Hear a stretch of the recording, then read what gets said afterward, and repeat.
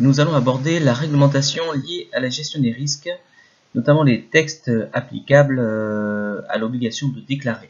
L'obligation de déclarer dans nos activités repose sur trois articles, le L 1333-13, le R 1333-21 et le R 1413-68 du Code de la santé publique.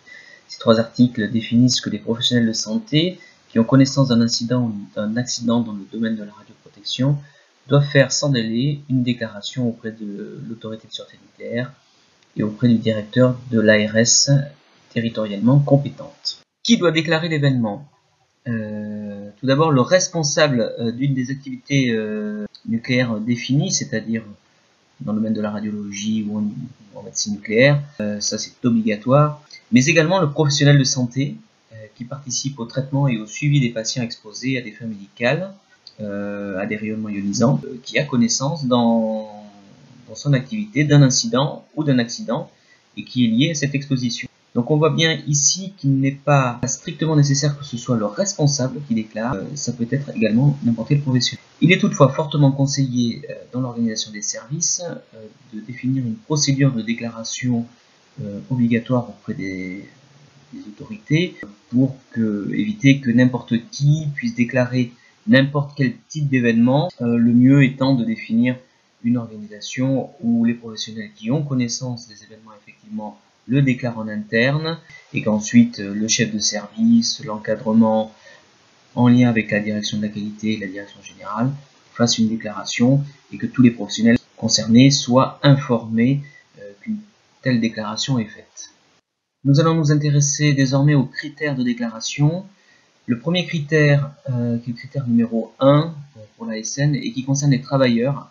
Certes, nous traitons dans cette formation de la radioprotection des patients, mais il est intéressant de voir aussi le premier critère concerne les travailleurs. Ce critère de déclaration, il concerne les expositions aux situations mal ou non maîtrisées qui ont pu entraîner ou qui seront susceptibles d'entraîner un dépassement de la dose limite individuelle annuelle associée au classement des travailleurs. C'est-à-dire que si dans une année la dose maximale définie au niveau de la radioprotection des travailleurs est dépassée, il y a obligation de faire une déclaration. De même, en cas de situation imprévue qui a entraîné le dépassement en une seule opération du quart d'une limite de dose individuelle annuelle, cela doit faire l'objet d'une déclaration obligatoire auprès de l'ASN. Ensuite, le critère 2.2 qui concerne les expositions des patients à visée diagnostique.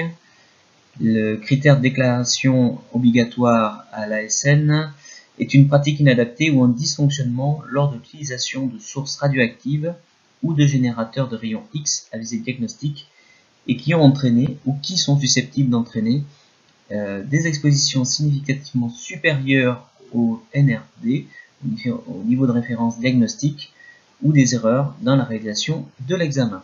Enfin, le critère numéro 3 pour le public, c'est une situation mal ou non maîtrisée, le perte de contrôle d'une substance radioactive ou d'un dispositif conduisant à une exposition qui a entraîné ou qui est susceptible d'entraîner un dépassement d'une limite de dose individuelle annuelle réglementaire pour le public. La déclaration doit se faire sans délai. Toutefois, il est convenu que le délai de déclaration ne doit pas dépasser 2 jours.